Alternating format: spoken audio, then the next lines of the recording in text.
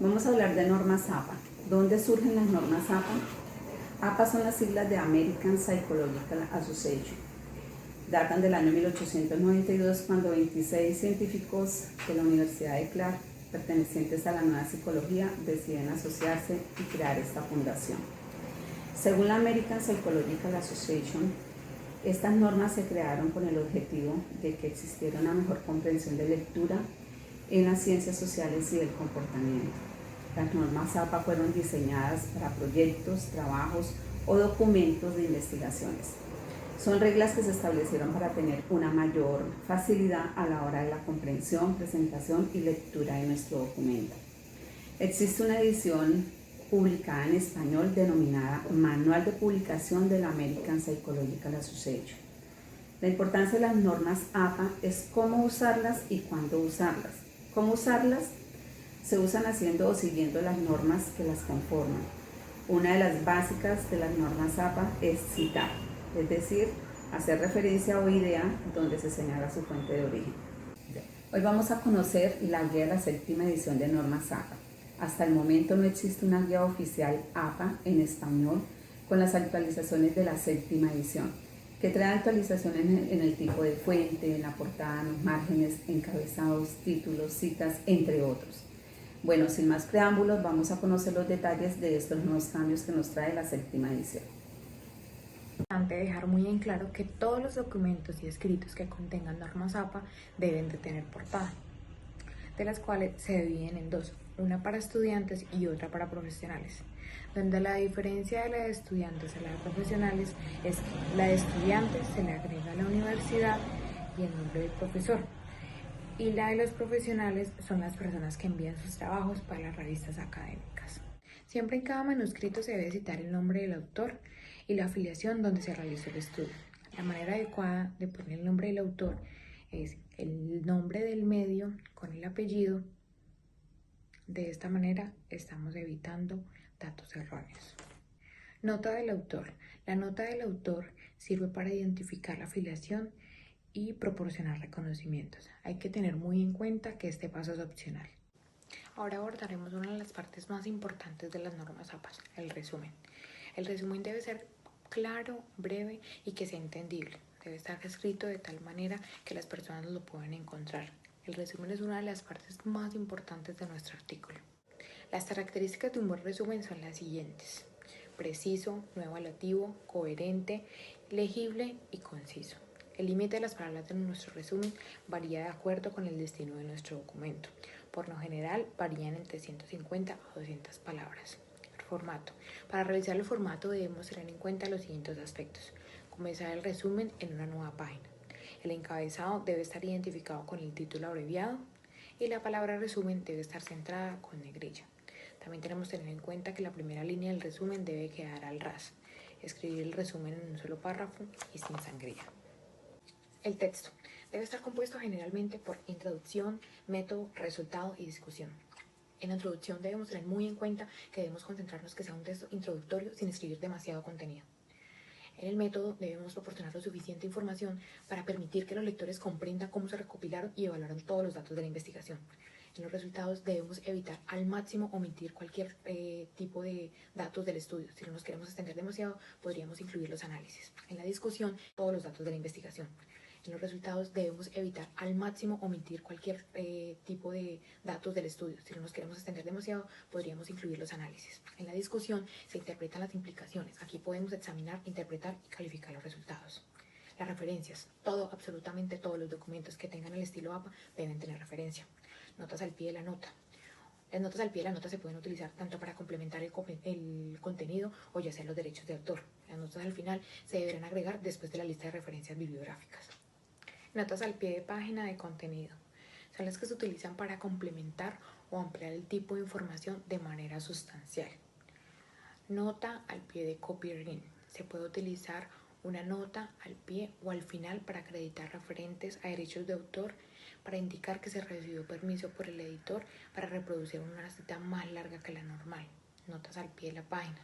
Se pueden agregar las notas en la parte inferior de la página del texto. Y las notas al final, que serán otra muy buena opción para enumerar las notas al pie en una página separada. Todos los documentos en formato APA deben incluir una portada, el texto principal y referencias. Además, pueden incluir también elementos adicionales como resúmenes, tablas, figuras, apéndices y notas al final. El apéndice. El apéndice es apropiado para materiales que son relativamente breves y que se presenta fácilmente en formatos impresos. Un ejemplo de este material sería una lista de estímulos utilizados en la investigación psicolingüística y pues la ubicación del apéndice en el documento. Si un documento tiene un apéndice, etiquételo como apéndice con A mayúscula. Si un documento tiene más de un apéndice, etiquete cada apéndice con la letra mayúscula. Ejemplo, apéndice A mayúscula, apéndice B con la B mayúscula. Bueno, notas al pie y al final. Para complementar el contenido puedes necesitar utilizar notas al pie. También para hacer atribuciones de derecho de autor. Con respecto a dónde posicionamos las notas de un trabajo, debemos tener en cuenta que la séptima edición APA permita que uses tanto las notas al final. Entonces en Word encuentras ambas opciones para formatear tu documento y si utilizas las notas al final y para utilizarlas en la bibliografía. Notas al pie de página. Podrás agregar las notas al pie de página, es decir, en la parte inferior de la página del texto. Notas al pie de página y contenidos. Una nota de contenido se utiliza para complementar o amplificar algún tipo de información de manera sustancial en el texto. No la uses para incluir explicaciones complejas ni para informaciones irrelevantes. Solo incluye las notas al pie de página y que fortalecen la discusión. Debes tener en cuenta que como autor es más fácil adicionar la letra en el texto que la nota al pie.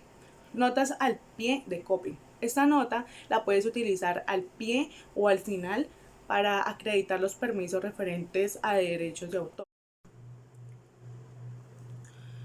Bueno, tamaño de papel. La configuración del tamaño de página en Word debe ser tamaño carta, que tiene las medidas de 21.59 centímetros por 27.94 centímetros. Márgenes. El tamaño de los márgenes en formato APA debe ser de 2.54 centímetros de todos los lados, es decir, debes aplicar un margen de 2,54 centímetros a la margen superior, inferior, derecha e izquierda. Tipo y tamaño de fuente. Sin serifas. Calibre de 11 puntos, Arial de 11 puntos, Lucidas Sans Unicode de 10 puntos con serifas, Times New Roman de 12 puntos, Georgia de 11 puntos, Computer Modern normal de 10 puntos. La fuente predeterminada en látex. El encabezado es el texto que vemos en el margen superior de cada página del documento y la longitud máxima de 50 caracteres. Si el título de su trabajo tiene más de 50 caracteres, debes utilizar una versión resumida del título para el encabezado. Citas. Cada vez que utilices ideas de otros autores, deberás dar crédito a estas ideas. Entonces, citar algo significa dar crédito a una idea, pensamiento o frase. Si no realizas las citas correctamente, podrás ser acusado de plagio, lo que puede tener consecuencias tanto académicas como jurídicas. ¿Qué tipos de citas existen en el formato APA? El estilo APA separa las citas en dos grandes clases, citas textuales y citas parafraseadas.